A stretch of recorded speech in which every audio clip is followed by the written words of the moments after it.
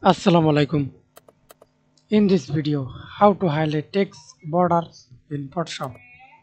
Select the text, go to Effects, see this stroke and add stroke color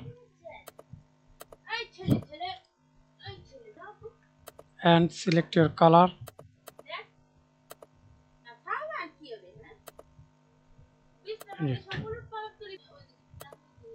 Add your PX.